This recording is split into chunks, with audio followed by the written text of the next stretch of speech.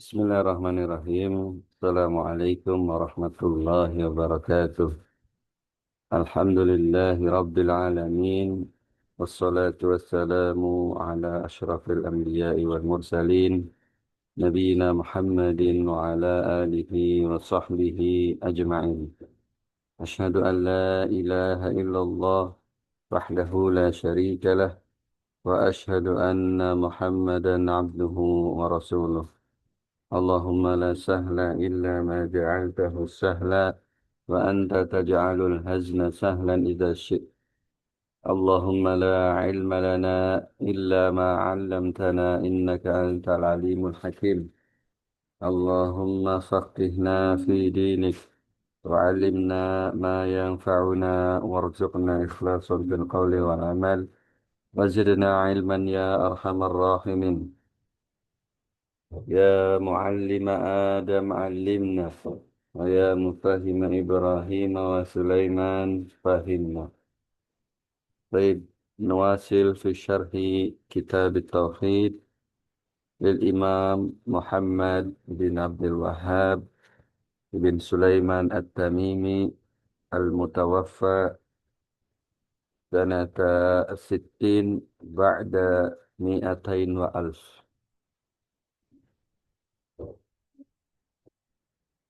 Kita kemarin sudah membahas tentang bab yang ke-8.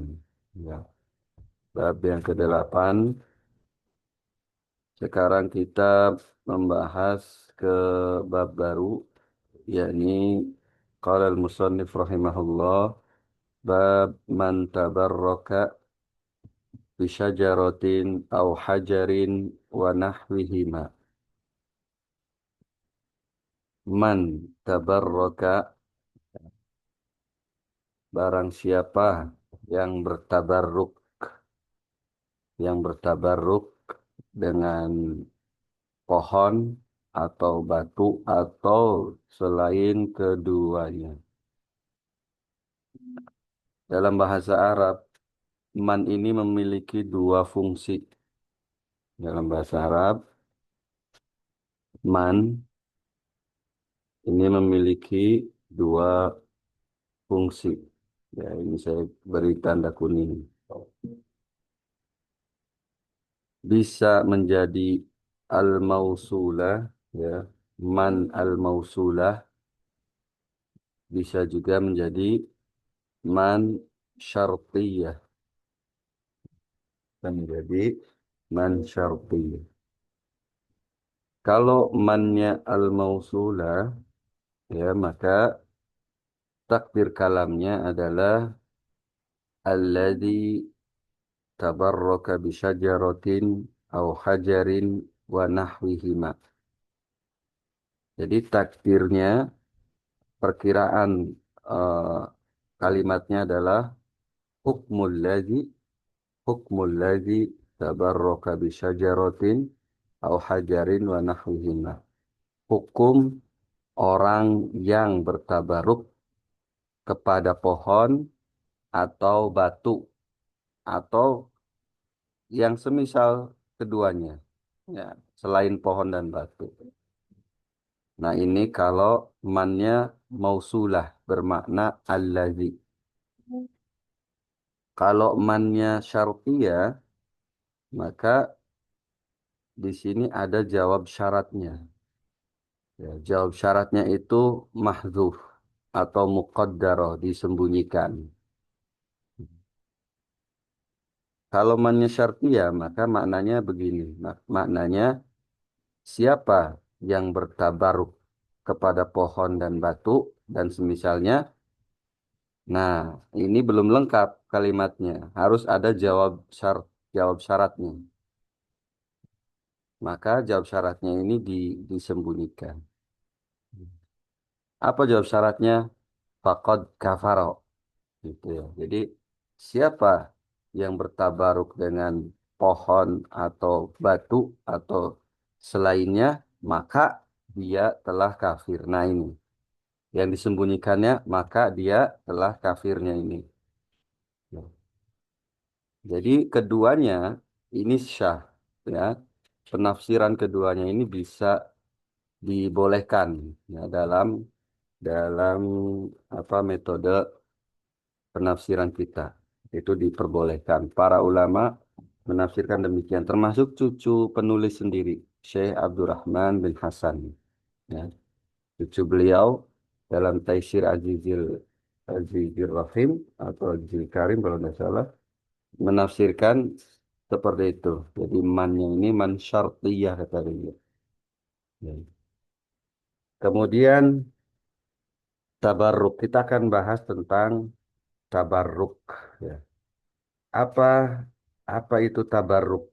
Ya. Tabarruk itu apa? Sebelumnya kita akan jelaskan dulu bahwa maksud dari bab ini adalah penjelasan bahwasanya tabarruk, tabarruk kepada pohon, tabarruk kepada batu, atau kepada yang lainnya, ini termasuk kesyirikan. Atau menjelaskan hukumnya. Jadi bab ini dibawakan dalam rangka ingin menjelaskan bahwa orang yang bertabaruk atau perbuatan tabaruk kepada pohon, kepada batu dan selainnya, ini termasuk kesyirikan. Ya, termasuk kesyirikan. Kemudian tabarruk itu secara bahasa artinya tolabu al-barokah. Tolabul barokah. Mencari keberkahan. Ya, mencari keberkahan. Mengharap keberkahan. Barokah itu apa sih? Barokah itu dari kata birkah. Birkah itu kalau di ember, ya, ember diisi air sampai meluap-luap. Nah, itulah birkah namanya. Nah, jadi saking banyaknya airnya itu sampai meluap-luap keluar. Nah, itu cara bahasa dinamakan birkah. Sedangkan secara syariat, barokah itu adalah kasrotul khair wa dawamuhu. Ya, jadi kebaikan yang sangat banyak dan dawam. Dawam itu continue. Kebaikan yang sangat banyak dan terus-menerus itulah barokah. Ya, continue. Tabarruk ini bisa menjadi syirik besar, bisa menjadi syirik kecil, dan bisa juga menjadi bid'ah. Ya. Dan tabarruk juga ada yang disyariatkan. Ya.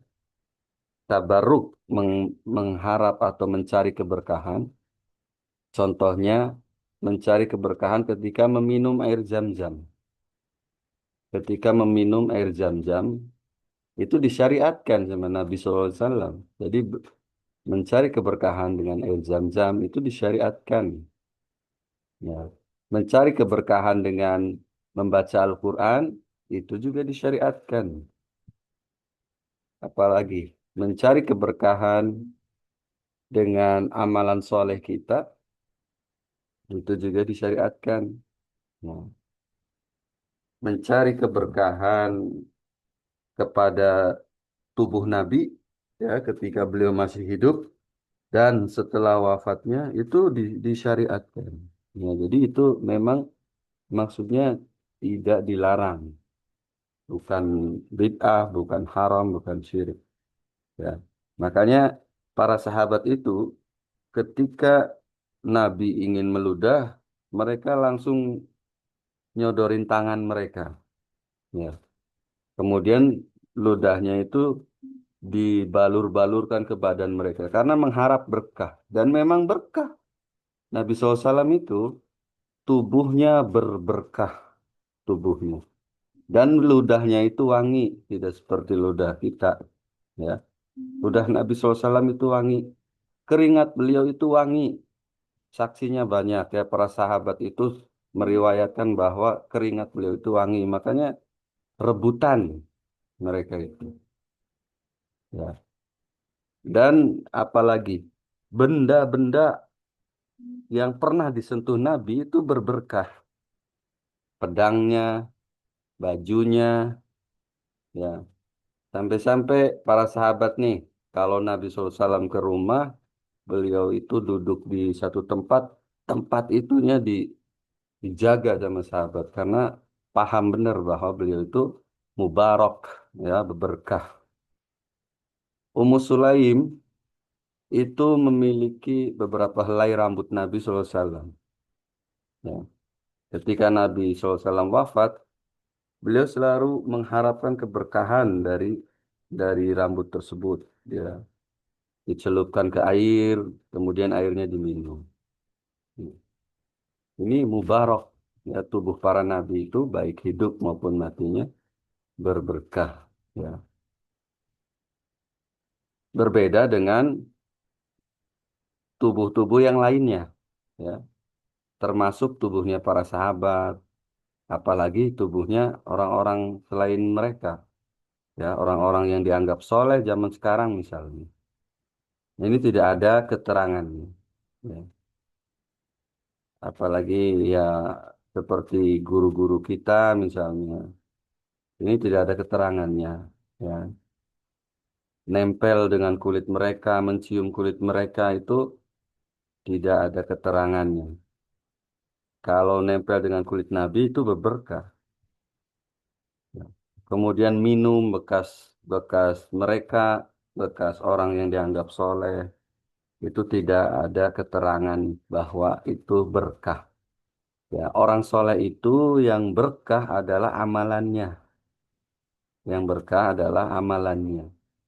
Ya, kalau memang dia soleh asli, ya, amalannya dan doanya. Jadi doakan saya gitu.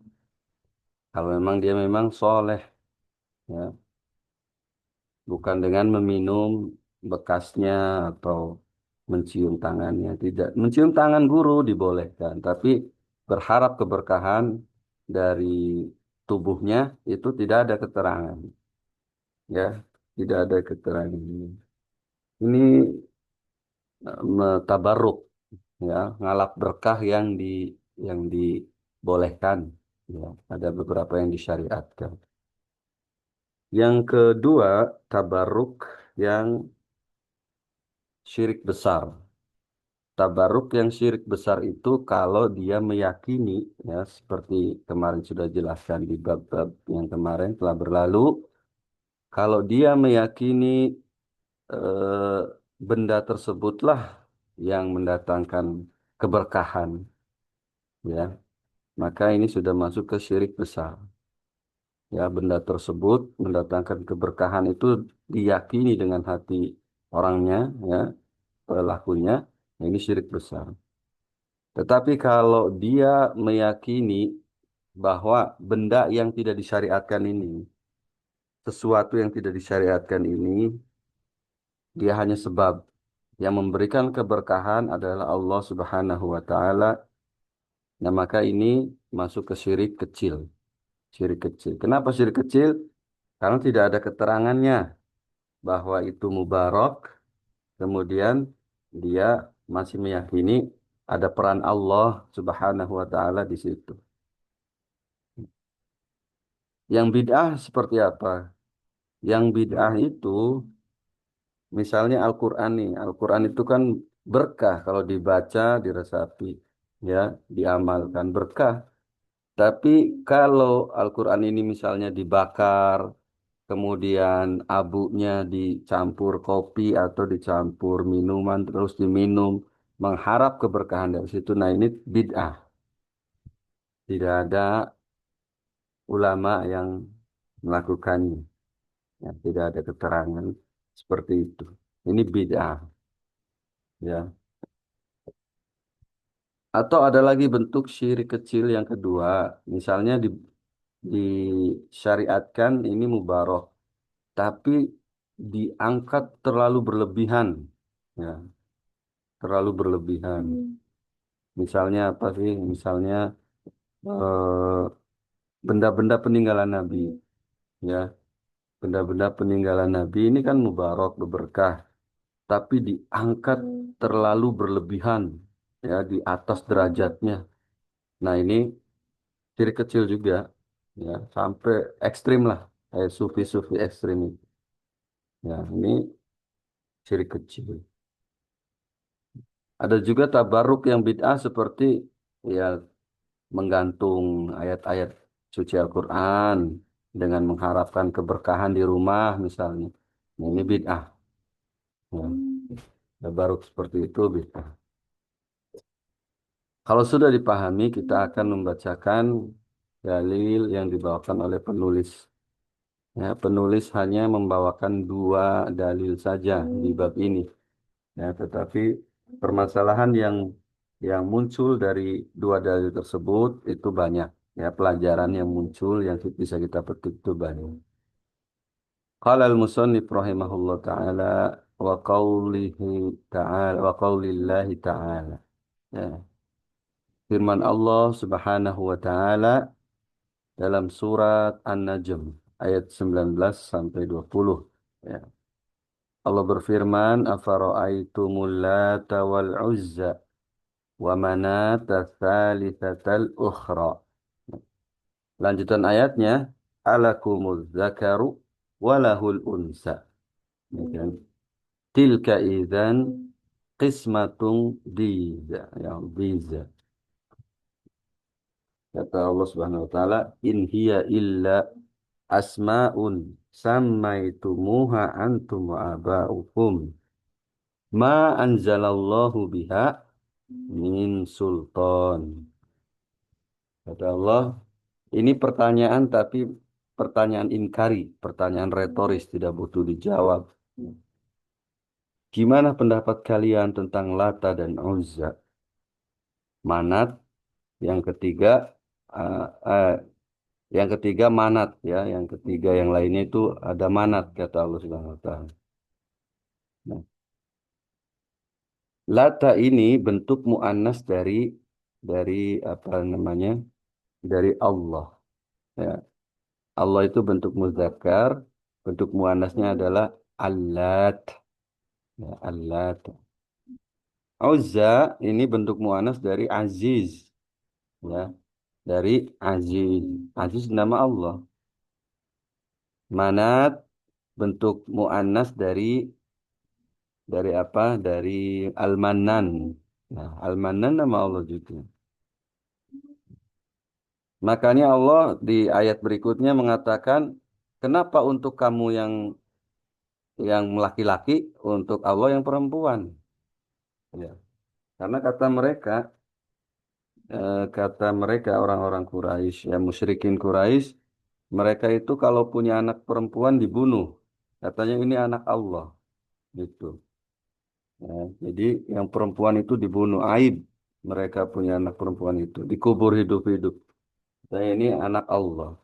Dan mereka juga mengatakan malaikat-malaikat itu anak-anak perempuannya Allah, putri-putrinya Allah. Ya. Makanya Allah mengatakan itu. Ya. Dan apa yang mereka yakini tersebut, Allah bantah. Ma anzalallahu biha min sultan. Allah sama sekali tidak pernah menurunkan keterangan tentang yang mereka yakini ini. Ya, keyakinan ini. Tidak pernah Allah menurunkan keterangan itu. Terus dari mana nyangkutnya ke judul bab? Ya, kata kata penulis ini, siapa yang ngalap berkah ke pohon dan batu, ya kan? Sedangkan di sini ayat ini,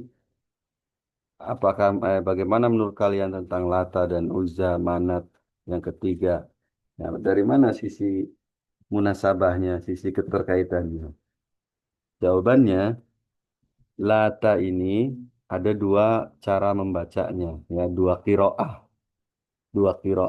Jadi kalau yang kiroah yang kita saksikan ini,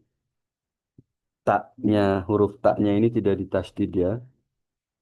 Ini artinya batu, ya, sohrotun baido, batu yang putih, yang terpahat di atasnya itu ada ukiran. batu besar, putih, ada ukirannya. Ya, kemudian di atasnya itu dibangunkan rumah, dibangunkan rumah. Ya. Hmm. Orang Quraisy itu biasa meminta berkah ke situ. Ya, orang kafir, musyrikin itu meminta berkah ke situ, ke Lata. Ya, minta berkah. Tetapi sudah dijelaskan di Qawaidul Arba bahwa mereka itu syiriknya syirik wasaid. Mereka tidak endingnya itu bukan ke batunya, tapi ke Allah. Ya, supaya mereka mendekatkan diri ke Allah. Ya. Liuqarribuna ilallahi zulfa kata mereka. Agar mereka ini mendekatkan kami kepada Allah sedekat-dekatnya. Maka munasabahnya ya keterkaitannya dengan judul bab bahwa orang-orang Quraisy ini mengalap ngalap berkahnya ke batu. Ya di situ kan tabaruk ke pohon dan batu. Nah ini lata yang model bacaan kayak gini, ini artinya batu besar yang ada rumah di atasnya itu dibangunin bangunan, bukan rumah tinggal tapi bangunan tempat ngalap berkah gitu. Ya, tempat ngalap berkah. Ya, itu ya jadi apa yang dilakukan oleh musyrikin Quraisy. Ini syahidnya, ini sisi munasabahnya dengan bab. Ya, dan ini perbuatan syirik kecil. Ya, syirik kecil. Kalau kecuali mereka ada yang meyakini Lata lah yang memberikan berkah, nah ini masuk ke syirik besar. Ya. Kemudian Uzza, ya Uzza itu adalah pohon, ya nama pohon yang besar pohonnya itu. Ya. Uzza itu pohon besar yang sama dijadikan tabaruk juga. Dijadikan tabaruk. Uzza ya sajaratun azimatun. Kana alaiha binaun wa astarun. Jadi ada di pohon tersebut ada bangunan sengaja dibangun dan ada tirai. Ya, tirai yang menutupi pohon itu. Ya. Allah membatalkan, membatalkan semua perbuatan mereka. Nah, ini sisi munasabahnya dengan bab. Kalau manat, ya manat ini batu juga, batu yang di yang sering ditumpahkan darah di atasnya, sampai warna batunya itu menjadi hitam pekat, ya, karena saking banyaknya darah yang ditumpahkan. Nah, inilah sisi munasabahnya, ya. Makanya sudah disampaikan bahwa penulis ini sangat kuat takayudnya ya takayudnya apa takayud itu dia meminimalisir penggunaan diksi dari diri sendiri. Jadi beliau ini sampai ke pemilihan diksi untuk bab itu ngambil dari ayat itu kandungan ayat ini afara'aitumul lata wal uzza wa manata tsalitsatal ukhra. Ya, jadi bisa jarotin au hajarotin. Padahal beliau bisa saja man tabarraka bi ghairillah. Barang siapa yang tabaruk kepada selain Allah bisa saja. Tetapi beliau ingin mematchingkan dengan makna ayat. Ya, jadi sisi pendalilannya ada pada ma anzalallahu biha min sultan. Ya, ini ancaman keras dari Allah dan menunjukkan ini ya kesyirikan yang Allah larang. Haram dan haramnya yang derajat syirik. Wallahu a'lam bishawab. Kemudian dalil yang kedua, qala al-musannif rahimahullah, ana biwaqidil laitsi qala dari Abu Waqid, Abu Waqid al-Laits. Al-Laits qala dia berkata, kharajna ma'a Rasulillah sallallahu alaihi wasallam ila Hunainin. Ya, kita pergi bersama Rasulullah, kita keluar bersama Rasulullah SAW ke Hunain. Ya, Hunain itu ini peristiwa ini pada saat perang Hunain ya, pada tahun 8 Hijriah kalau salah. Ya, di bulan yang sama setelah Fathul Makkah. Jadi pulang dari Fathul Makkah, beliau langsung ke Hunain, ya, berperang di Hunain. Nah, kemudian kata Al-Lais, apa kata Abi Waqid? Wa nahnu hudatsa'u ahdin ya bi kufrin. Dan kami ini baru saja melepas masa kekufuran kami. Kami baru saja melepas masa kekafiran kami. Artinya baru saja masuk Islam, ya. Nah, ini kenapa beliau sebutkan? Karena nanti beliau akan menyebutkan kesalahannya. Jadi ini metode yang bagus, ya. Kalau kita menyebutkan dulu uzur kita sebelum kesalahan kita itu biasanya dimaklumi daripada kita menyebutkan kesalahan kita dulu baru uzurnya. Nah, ini biasanya disangka apa? Ngakal-akalan doang. Kalau ini disebutkan dulu uzurnya. Saya ini kan baru masuk Islam, baru melepas masa kekafiran, ya. Masuk Islamnya itu di Fathul Mekah, ya. Di situ wara'aitan nasa yadkhuluna fi dinillahi afwaja. Ya, banyak banget orang masuk ke agama Allah di Mekah itu ketika Fathul Mekah berbondong-bondong. Nah, sehingga ini ke Hunain ini pasukan Nabi SAW banyak, ya, termasuk Abu Waqid ini, Al-Lais, ya, yang meriwayatkan hadis ini. Kata beliau, walil musyrikina sidrotun ya'kufuna indaha. Orang-orang musyrik pada zaman itu, pada zaman kami, kata beliau, itu mempunyai pohon bidara yang besar, pohon bidara yang besar, yang mereka itu iktikaf di bawahnya. Iktikaf itu apa? Berdiam diri. Ya, Yakufuna itu iktikaf, berdiam diri di bawah pohon itu. Wayanutuna biha aslihatahum, dan mereka menggantung senjata-senjata mereka di pohon tersebut. Jadi banyak sekali tuh gantungannya. Nah, karena itu dinamakan yuqalu laha, pohon itu dinamakan Zatu Anwat. Ya.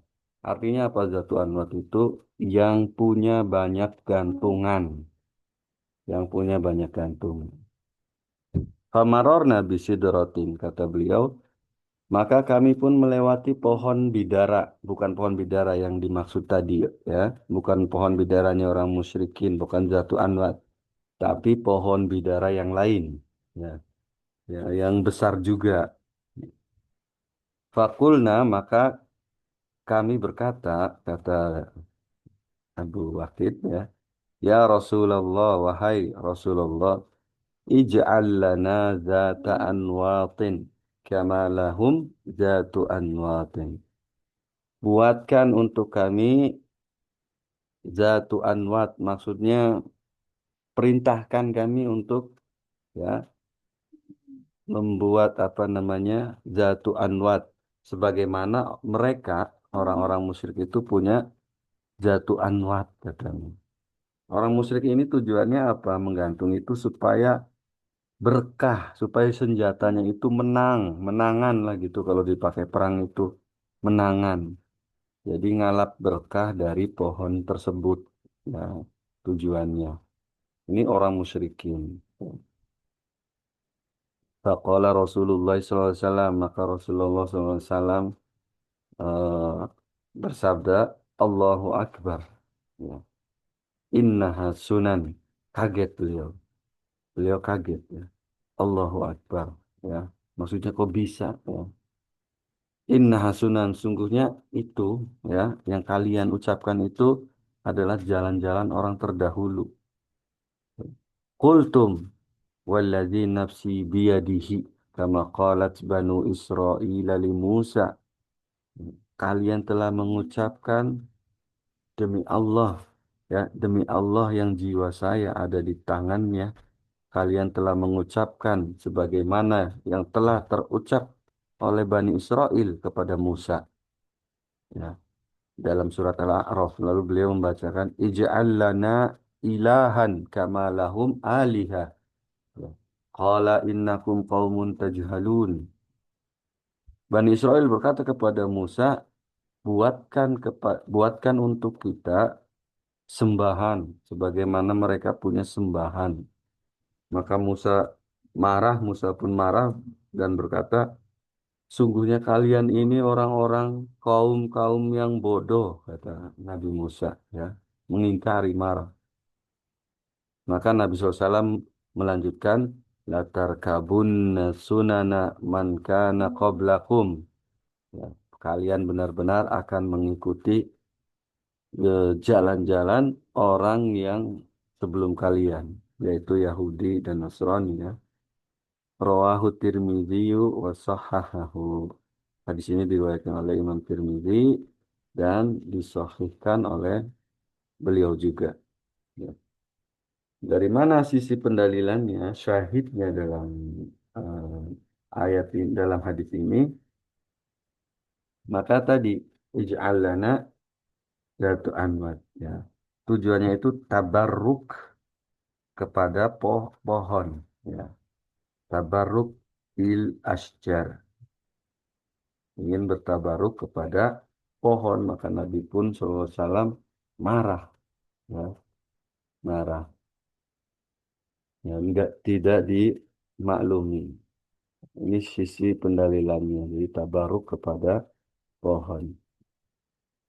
Insya Allah nanti pada pertemuan berikutnya kita akan bacakan masail, di mana di masail tersebut banyak sekali faedah dari yang kita petik dari dari dua dalil tersebut, ayat dan hadis, ya.